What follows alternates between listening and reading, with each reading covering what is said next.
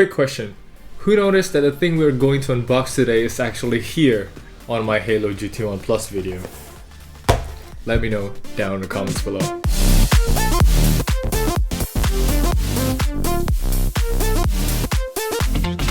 Selamat sore! Good afternoon everyone, Kenneth here, and today we're going to unbox the new Haylou T15. This is another weird release. I can say no, it's not weird, it's like a different release, and I actually bought this myself, so letting you guys know, so I am not being paid. Anyway, since I paid for this myself, I can talk freely. Taking a look at the outside of the box, there's a huge chunk of battery there on the case. We're gonna see that later. It has 2200 milliamp hour battery on the charging case. It also has the updated dual mode Bluetooth like the GT1 and the GT1 Pro, which we are going to compare today. Stay tuned for that.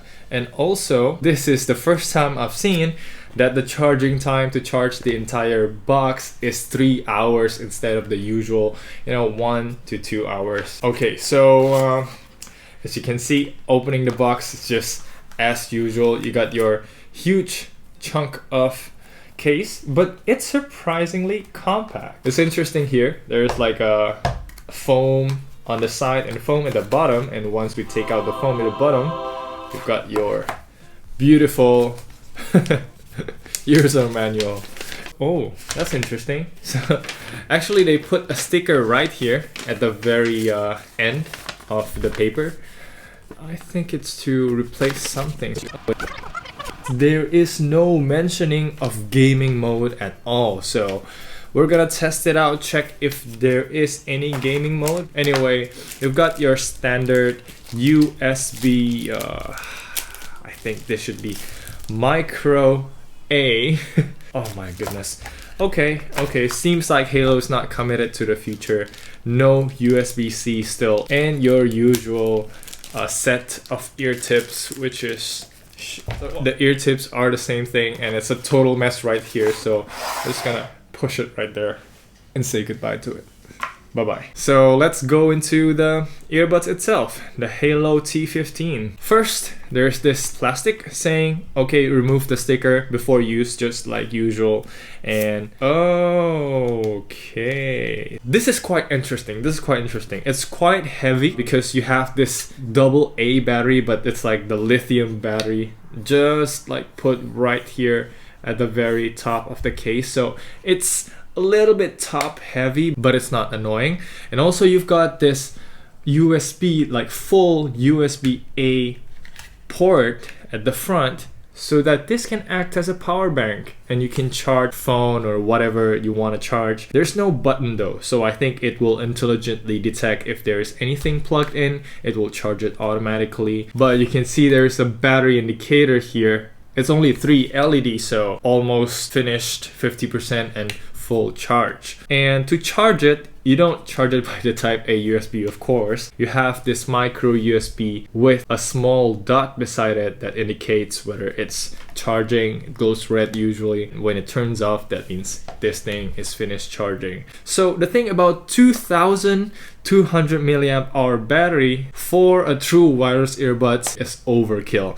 And you really need to know that before buying this, you really want to take advantage of the battery on the case. For example, if you don't want to carry a power bank or a separate charger with you, you can just carry this. You get your mini power bank. But let me remind you again that 2000 milliamp hour battery is super huge for a true wireless earbuds, but it's only a little when it comes to charging devices, especially when it's charging your phone. And so just know that if you are going out for a full day and you usually end up having no battery by the end of the day and you need that extra 20% of charge, this could be a good purchase. And we'll see if this sounds any good, if the call quality is any better because of the design right here, which is cute to say the least. So far, build quality, the case is very nicely built. It's slightly better than the others, but do keep in mind that these are plastic, it's matte finish, and it will scratch over time or crack even if you put pressure to it. And so right now I think I've been talking too much. Let's try it out. I'll tell you what do I think about it. Does it have dual mode? Does it have gaming mode? First we'll see if it pairs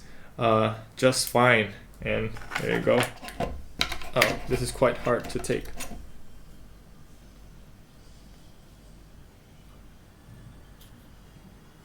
Haylou T15. Okay, now it's connected. I think it seems to be dual mode.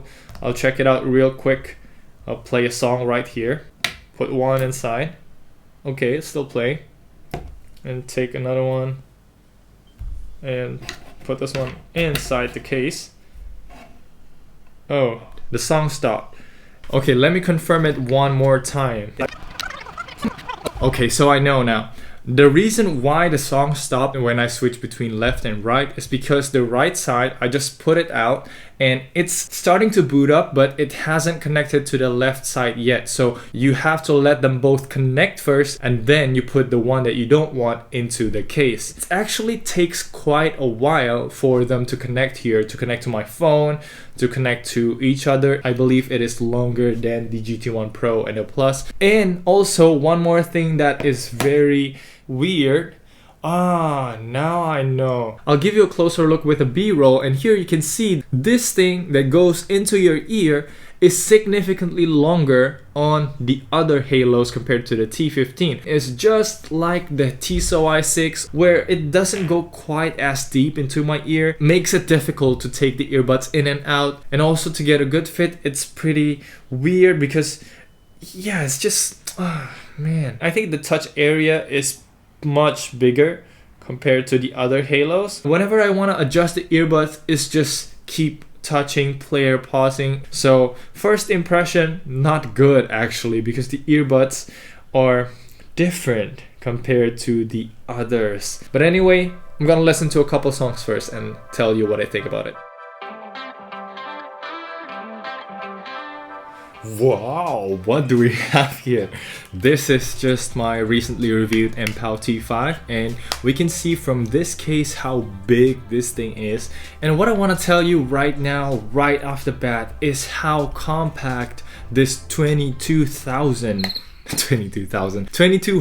milliamp hour battery is. So it's been a while since I am back recording this. I took this to a supermarket. When I put it in my like jacket inner pocket, which I cannot do with the MPOW because of just how bulky it is, it just feels bad. I can still accept the Haylou GT1 Pro, and this by the height is even shorter than the GT1 original. So when you take it just like this, put it inside your pocket or put it onto your jeans pocket, this really don't stick out much. Haylou really does a good job of making this battery so big in such a compact space. I have to give them props to that first before talking about anything else. And while we are on the good side of things, now let's just talk about what's good about the Haylou T15. First, it is very loud. I would say this is as loud as the QCY T5. So if you have like the QCY T1 or like the old Haylou, any Haylou basically, and you feel the volume is lacking but you like the sound there, you like the design, you can probably go for the Haylou T15. Probably not Sabbath loud, but you know, 80-90% it's almost that loud. So that's a good thing there. And the next thing is also what? The bass. So sound quality is actually, I would say it's closer to the GT1 Plus rather than the GT1 Pro. It's a good thing, like really a good thing, but the sound is different. While the GT1 Plus and the Pro, they are more like balanced, but there's like a slight bass there. And the GT1 Plus, because the bass is tighter, you don't feel as much bass there. This one is really thumpy, so getting loud plus much more thumpier bass than the other Haylous. It definitely wins if you're looking for a bass heavy earbuds. That's about it for the good things. Let's start talking about what I don't like with the T15, especially at first when I try to switch between these and the others. It's so hard not to accidentally touch it, and again, it's so hard to get a good fit. And these are really fundamental features that we all should have like perfect in order to have like a decent experience, to say. But that's actually only for my use case, because I was trying to quickly switch between earbuds. If I go outside and I just carry this, I would have more time to adjust myself with this, and it's actually not that bad. So for example, I just put it like this, and maybe there's a couple accidental touches there, but then I will get a good fit and I don't tinker around with it. So accidental touches, actually, it's let's talk about this accidental touch. You cannot adjust this on your ear without accidentally touching it, because of how short this thing is. This thing gets deeper, so then if you want to adjust it, you have to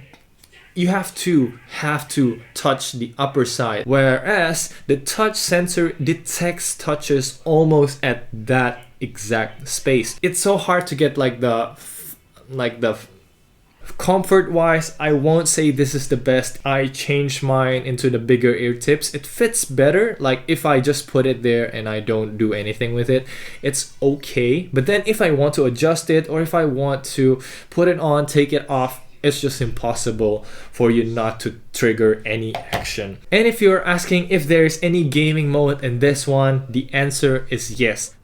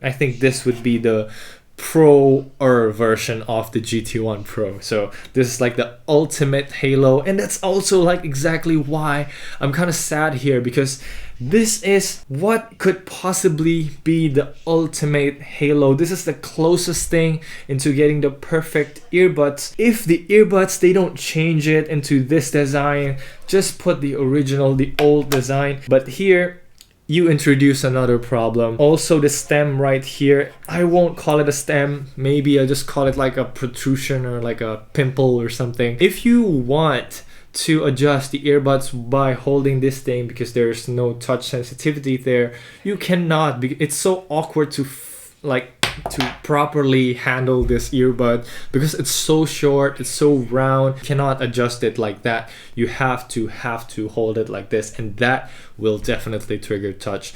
Again, also some more problems is I have experienced some connection issues, even though my phone I think is just in this table and I go to my restroom. It's not even 5 meters, like 2 meters away with one wall, and connection issues starts to crop up. So yeah, I think nothing's perfect, right? You can balance it yourself. Do you want crazy battery life? 2200 milliamp hour. This is the GT1 Pro, by the way. This thing is 2 weeks now. 2200, it's almost 3 times 8 times 3, 24. Yeah, almost 3 times.